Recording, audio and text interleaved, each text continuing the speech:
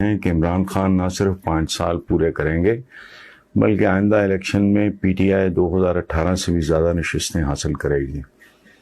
اس تبصرے اور موجودہ سیاسی حالات پر آپ کی کیا رائے ہے؟ جاوید صاحب، پہلی بات تو یہ ہے کہ میں پہلے بھی آپ کو یا ڈفرینٹ چینلز پہ میں یہ بات کر چکا ہوں کہ پاکستان کے پاس اور کوئی چوائس نہیں ہے، اور جن ڈاکوؤں نے یا جو بھی لوگ، میں کیا کہوں ان کے بارے میں، انہوں نے اس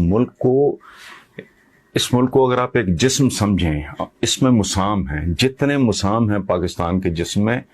ان سب میں انہوں نے سٹین لیس سٹیل کے اسٹرا لگا کے یہ اس ملک کا خون چوس رہے تھے۔ اب یہ ریکوری ممکن نہیں ہے کہ آپ نے برس اشرہ ہوتا ہے 10 سال کا، ایک ملک کو لوٹا ہو اور پھر عوام کسی گھر کو بھی اس طرح لوٹا ہو، فلیس کیا ہو، اور گھر کے مکین سوچیں گے یار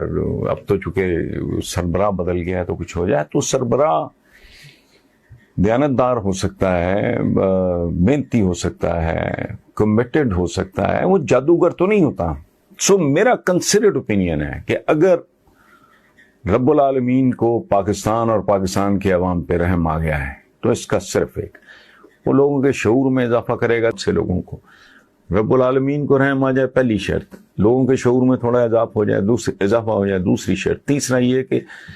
باقی جو عوامل ہیں، باقی جو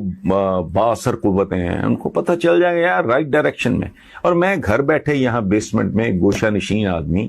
میں جانتا ہوں کہ چیزیں رائٹ ڈائریکشن میں جا رہی ہیں اور کمال جا رہی ہیں۔ ایک اجڑی ہوئی گاڑی جس کا ہر شے چرا کے یہ